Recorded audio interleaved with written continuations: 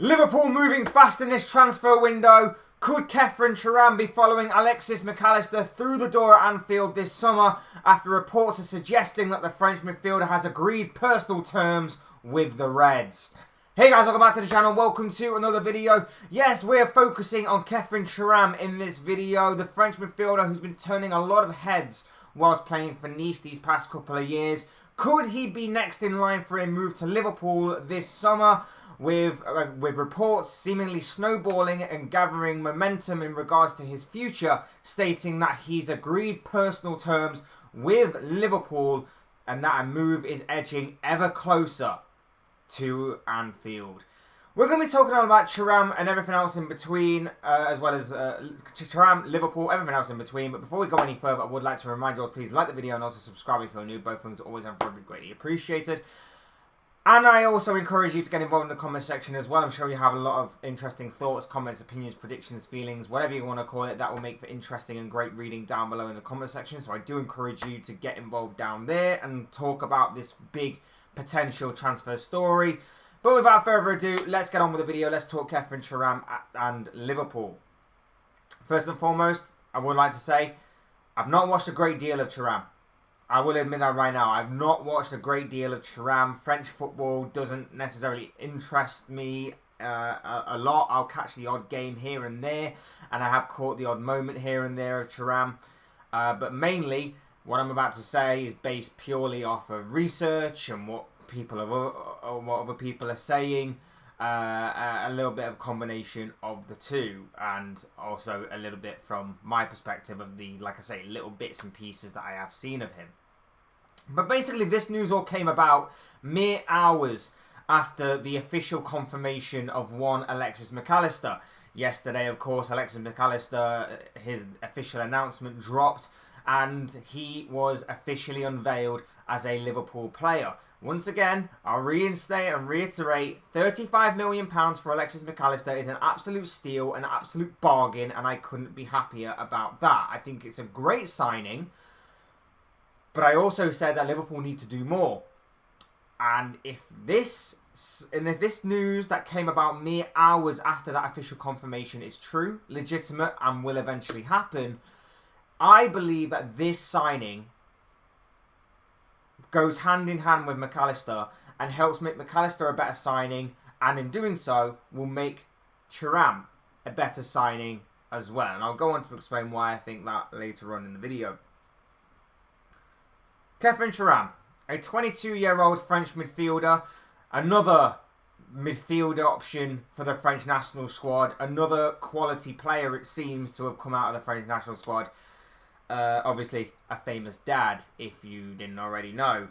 But this guy looks a real talent. This guy looks a quality player, and like I say, he's been turning a few heads at Nice these past couple of years, and especially this season, where at Nice he has played 48 times in all competitions. He scored 2 goals and assisted 8 times. Now those stats may not jump at you right off the bat and be exactly eye-catching, but at the same time, it does prove how important he is, that he's been pretty much ever-present, with obviously a few exceptions, in this Nice squad. And it shows you that at 22 years of age, he is a very important player for them and has been ever-present. And that's something that obviously Liverpool's midfield hasn't exactly been these past few years. The amount of chopping and changing it's done because of injuries and other things that have gone on with that Liverpool midfield. So fingers crossed, Liverpool have found a midfielder that is pretty much ever-present, doesn't have a bad track injury record either, and is just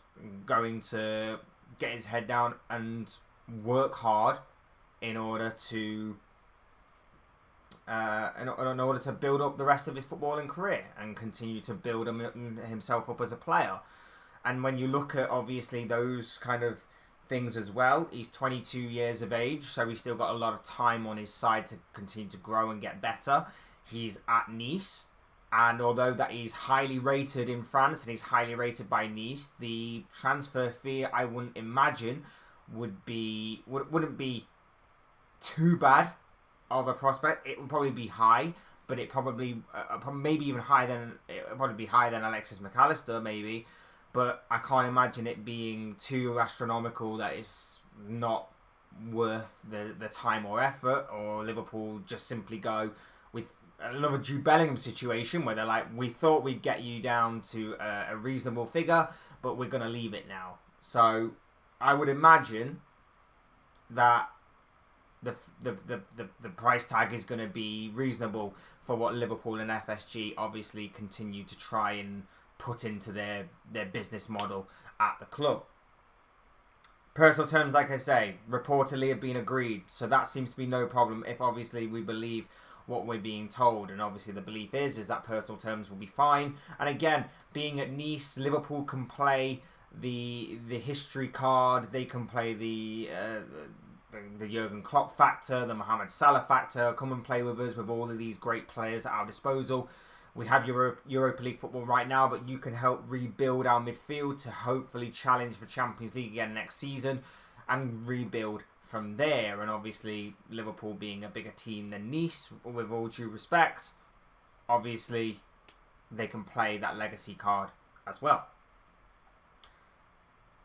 And saying all of that as well, he has to build himself up. He has to continue to have the right mentality to work hard and continue to grow. And there is a sense that with his constant improvement that he will get that. And that means that Liverpool are going to get a hungry player, a player full of desire and determination to continue to prove himself. Maybe even get out of his dad's shadow. Maybe that could be a bit of an incentive for him. A lot of little things there that obviously could work in Liverpool's favour in terms of getting a real gem of a player there. But it's not just about all of those little details that are possibly incentives for him to get better. Not just about like who his dad is. It's not just about obviously him continuing to try and prove himself. It's not just about him trying to work his way into the French national squad. It's about what he brings to the table right here and right now. Why Liverpool are very much interested in signing this guy. And a few other teams have been reportedly and rumoured to be interested as well. But Liverpool are seemingly making their interest concrete with obviously everything that's gone on within the past 24 hours or so. He's 6'4". He is a aerial presence. And I think that he could work as a very aerial presence in either box, defending or attacking, and of course in the central midfield to pick up the first ball, maybe even the second ball. But even though he's 6'4", very, very tall, he has got great technical ability. Very good technical ability with the ball at his feet. He can ball carry, good passer. He's got it. He seems to be a very good, complete midfielder who has got very good ability and is very versatile. He's box to box. He's got a good engine on him. He can run up and down for days, up and down that pitch for days, go across the pitch for days, go anywhere. He seems to be a very good, technically gifted, but also very much of an engine, industrious, worker-like midfielder. He seems to have it all. Very versatile. Can play as a more defensive midfielder. Can play as more of a number 8.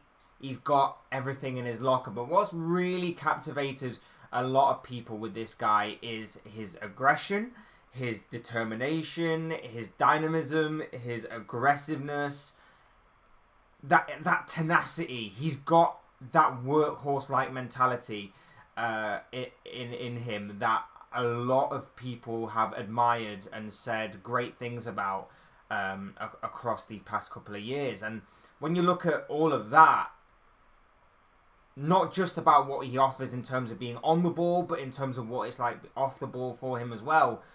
That's a lot of what Liverpool have missed this past season and why their season hasn't been or hasn't lived up to the expectation that it did at the beginning of the last campaign. They missed a lot of that off the ball work. They missed a lot of that tenacity, that determination, that hunger, that desire to go and chase the ball, to win the ball back quickly and higher up the pitch. This guy can provide that. And you pair him up with McAllister, and I'll come back to this original point of, I think McAllister as a signing is elevated to a much higher standing than it was before. And it was already very high, believe me, with the kind of player that he is and the bargain that we got him for. But the reason I think that this makes McAllister better, and in doing so will make Khephren Thuram better, is the fact that McAllister has all of them traits that I talked about with Thuram. He is industrious. He does work hard. But he doesn't need to have as much if Thuram's in the team. He can still do his job and he can still do that great. But if you have Thuram, it means that McAllister can focus more on maybe the attacking side of things, maybe focus a little bit more on the creative side of things, and leave Thuram just to do the donkey work, the busy work, the industrious work, winning the ball back and shifting the ball onto the more creative players. Not saying obviously McAllister should just completely forget about that in general. Of course, he's going to do the same thing, but you partner these two together and they complement each other so well, I think, that it could work.